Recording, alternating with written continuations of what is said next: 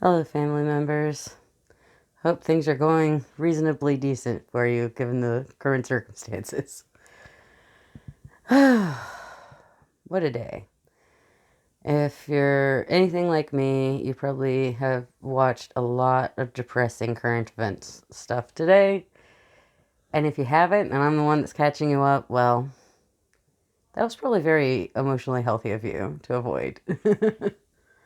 Anywho, um, I come from a family that has made watching NBC nightly news every night a habit for decades, for generations, really. Uh, pretty much as long as TV has been a thing. And I have become disillusioned with them. My dad watches them every night just as a matter of routine. Uh, and, when he's here in the winter times when he's a snowbird. End up watching it with him. And it's usually very infuriating because they are extremely shallow and extremely corporately biased in like everything that they report.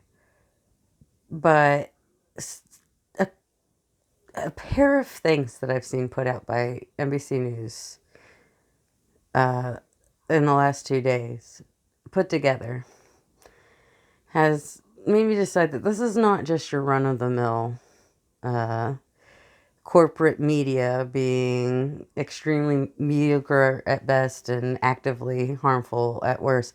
This is something else. This is active government propaganda being pushed by our news.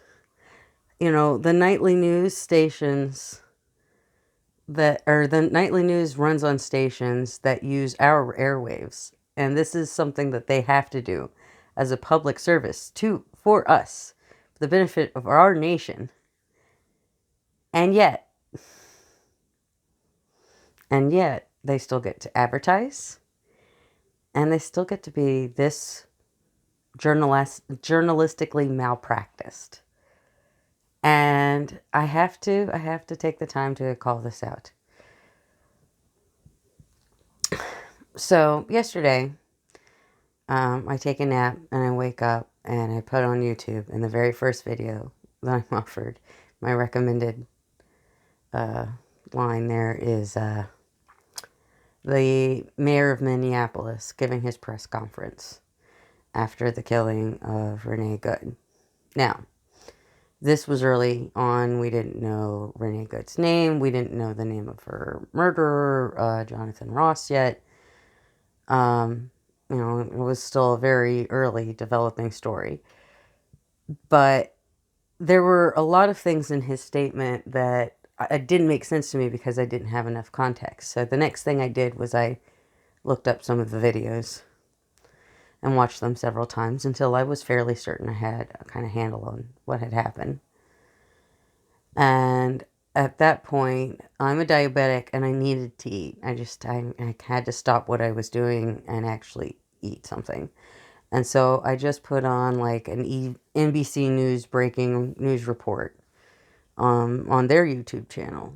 They had their main guy, Tom Yamas, and everything. The first thing that they said in that report was they played the DHS statement. Then they played a clip of the Minneapolis mayor's statement.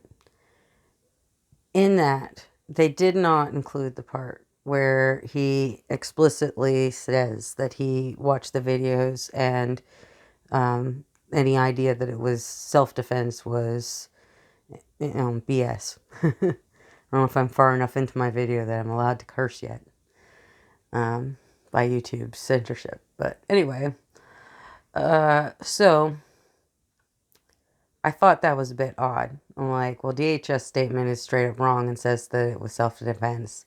They play part of his statement, but not the part where he refutes their statement. So I was already a little rankled by that. The very next clip that they play was Christina giving her version of events.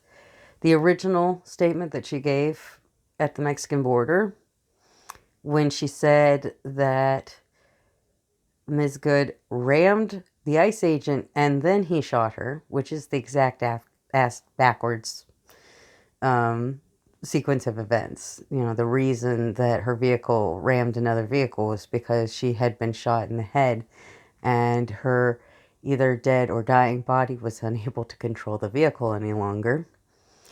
So, you know, the sequence of events that Kristi Noem gave was very clearly wrong. And I was so infuriated. At that point, I almost stopped watching. And I'm glad I didn't, because then Tom Yamas did go on to say, oh, you know, the video does not support her sequence of events. What she says is clearly wrong. You know, they never really go as far as the Minneapolis mayor and say, you know, that was clearly not self-defense or anything like that. But they do eventually in the piece disabuse viewers of the notion that Kristi Noem could have been correct about the sequence of events, at least. But how many people do you think watched that and did stop? They touched on 3 different statements, 2 of which were from the government, one of which was an obvious lie. And then the other statement that they only included that brief portion of the mayor's, they left out the important part. Don't you think that's sort of noteworthy? I didn't like that. I didn't like that at all. It didn't sit right with me.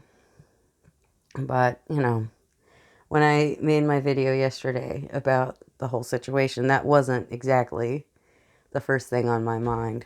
Was this needs to be an NBC call-out post or some shit, you know? Oh, hello, Bee. Yes, please. Disrupt everything and everyone. She's worth it, right? Anyway. Give me a second. I gotta reconfigure. I want to skip forward to this evening. So I'm sitting down to watch NBC News with my dad, as we do every night that he's here. And, of course, the top story is, you know, the killing of Renee Good and what they found out about Jonathan Ross, the murderer, and da-da-da-da. And then towards the end, you know, there was a lot of bad stuff. There was a lot of very questionably, I mean, they're trying to make it clear that they don't want to take a position on this. They're not going to say that DHS was right or wrong. They're not going to say ICE is right or wrong. They're not going to say it's murder or not murder. They're not going to say it's self-defense or not. They want to leave probable deniability for themselves. They want people who watch the program who believe it is warranted law enforcement action to have the room to live in that denial. And it's very, very infuriating, but not surprising.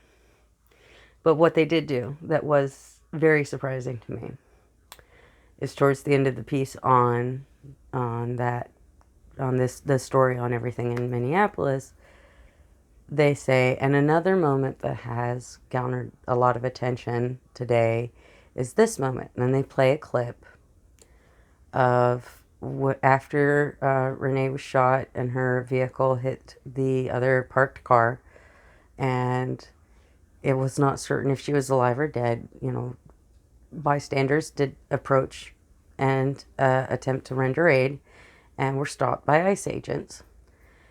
And the video starts in the midst of that.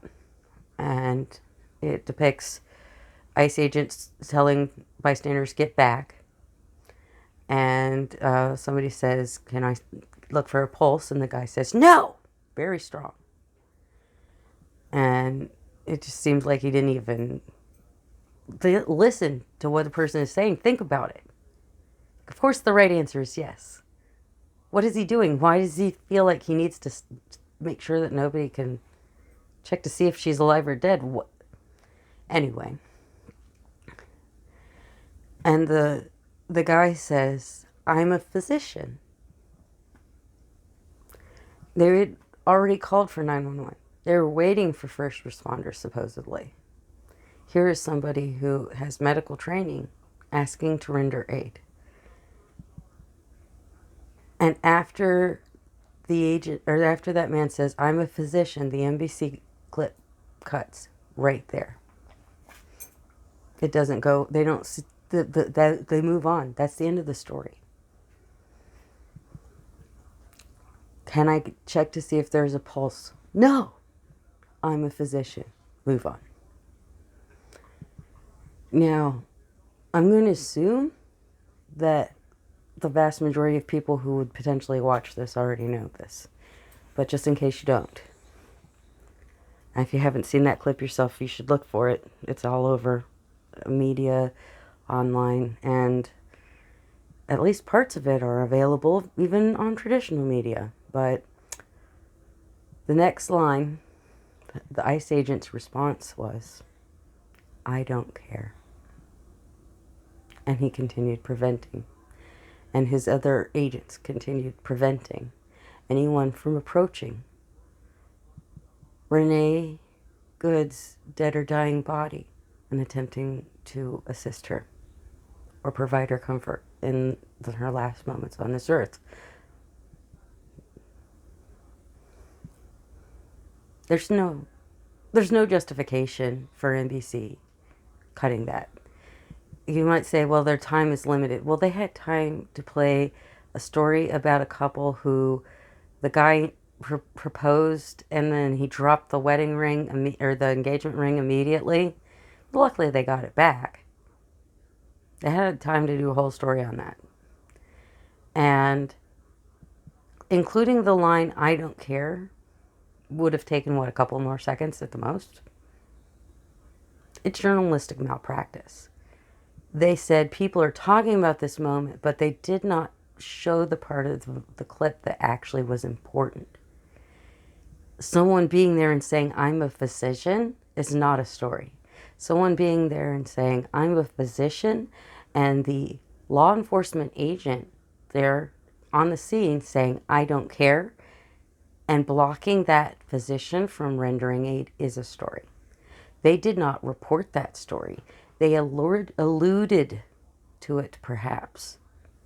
Maybe just enough for plausible deniability. Well, we didn't not speak about that. Yes, you did. You covered that up.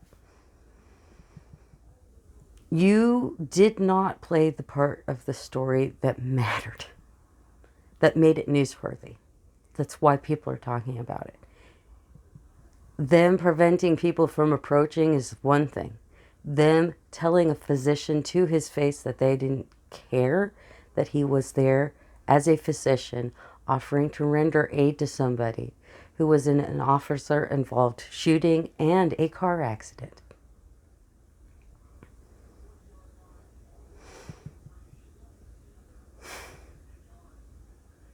It's journalistic malpractice.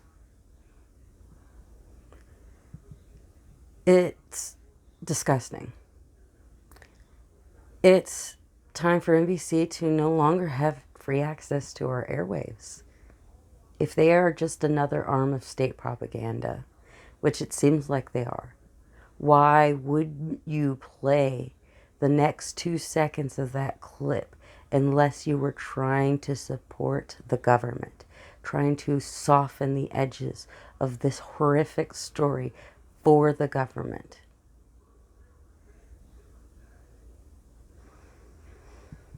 You know what I didn't see them talk about at all? Was how Jonathan Ross has not yet been arrested, detained, arraigned, indicted. Why hasn't that happened yet? Why hasn't that happened yet? What he did was witnessed by multiple people. There are videos from multiple angles. There is only one angle that they have where it kind of looks like it's possible that he was hit by the vehicle. And that's the one that they're playing on the right-leaning media. The centrist-ish media like NBC they will at least play more than just that. But they're still running cover for DHS and for ICE. They're still trying to give the people that DHS and ICE and the president and the vice president are actively trying to fool about what happened, reason to believe that maybe they're not being fooled. They are active accomplices in what is happening right now in front of our eyes. That can't go unnoticed. That can't go unremarked upon. They have benefited for decades because they have access to us, the American public, as a base to sell their product to. And they have used our public airwaves to sell us that. And we've allowed them to do that for all this time. But they're supposed to give us this half hour of public service. And they're using it to propagandize and soften the edges and hide the truth. And that is such an insult. There's so many things I want to be making videos about tonight.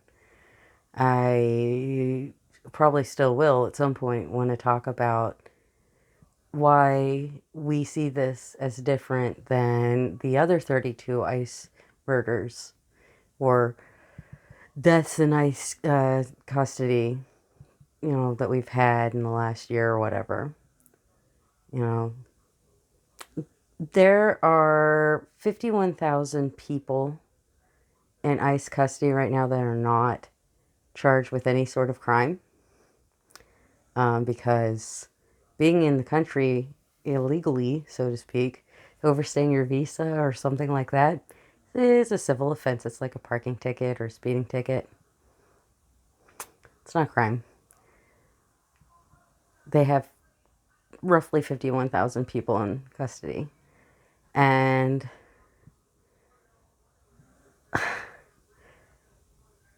32 people died in their custody.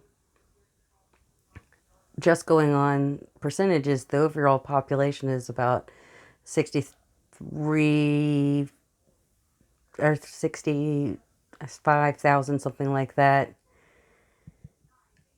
Like something like 24, 25 people who were completely innocent of any crime died in DHS and ICE custody last year. But we don't know their names. We don't probably know most of their names. We probably won't know most of their stories. And I wanted to talk about what makes this one so viscerally different for so many people. And I don't think it's just that it's white on white crime, but I do think that's part of it, of course. But of course, now I'm talking about NBC instead. Because I feel like those conversations will come. The ones I want to have will come. But this is a conversation we need to have now. Maybe there's a possibility that if we call out national media like I'm doing right now with NBC News consistently and fervently enough early on in the course of this story, they will stop trying to play both sides. You can't play both sides in a story that's this cut and dry. When there are dozens of ways to prove that what happened could not have been a proper law enforcement action. When the Vice President of the United States starts accusing people of mental health disorders with no understanding of anything related to them, including the victim of a crime, the day after she's murdered, the day after her youngest child is made into an orphan and her older children lose their mother, after her wife has lost her wife, her partner.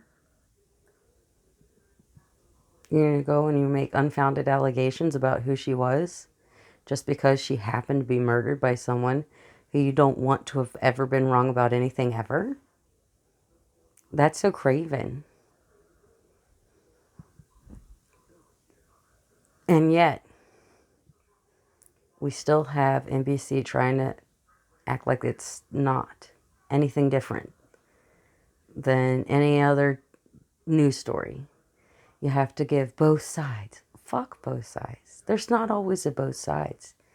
Sometimes one side is lying and wrong and obstructing justice over a crime, and sometimes the other side was an innocent woman who was murdered as she was trying to drive away and save herself from the man who shot her 3 times.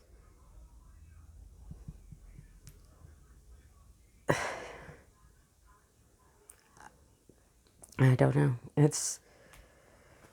I hope that I'm not the only one who's going to start saying things like this about the way that this is being reported by corporate media. Because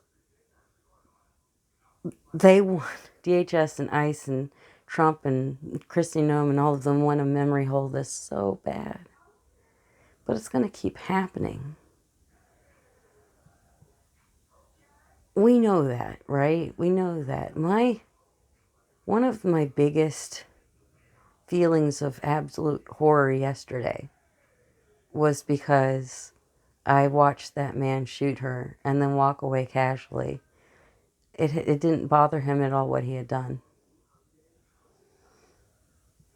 And obviously he wasn't hurt and almost died because he just casually walked away after he did it. And then he walked down to where a car was wrecked and walked back. So don't tell me that he was so badly injured. He wasn't. He walked away cool as a cucumber. And as I watched him do that, I knew he was comfortable in the idea that his corrupt government would protect him from any consequences. And he's right. I thought it was possible then that maybe he would get away without people knowing who he was, but that's obviously wasn't ever going to be the case. Enough of his face was showing. People were going to be recognizing him. There were enough other characteristics about him. People were going to recognize him. I knew that, but I was also anxious that it wouldn't happen because I knew the community justice was potentially the only kind of justice he would ever have to face. And that's not really a concern anymore. But why would NBC News not make that the story? The obvious corruption, the obvious nonchalance, the obvious attempt to create a narrative that was clearly not wrong, that should be the story.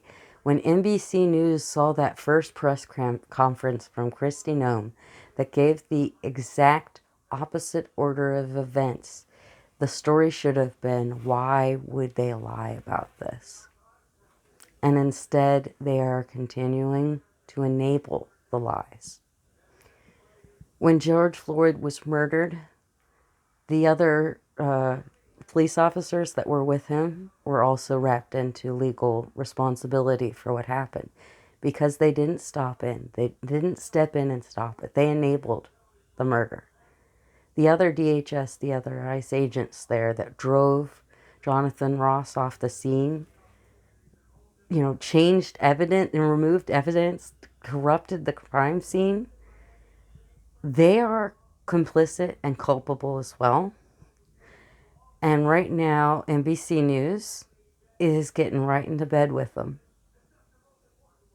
And we have to do everything on every level to make sure that everyone who is complicit in this cover-up and the propaganda and all of the deaths and all of the lies that have happened, to all of the people that ICE has touched in any way, direct or indirect, and harmed in any way, direct or indirect, we need to keep pushing until everyone is held accountable.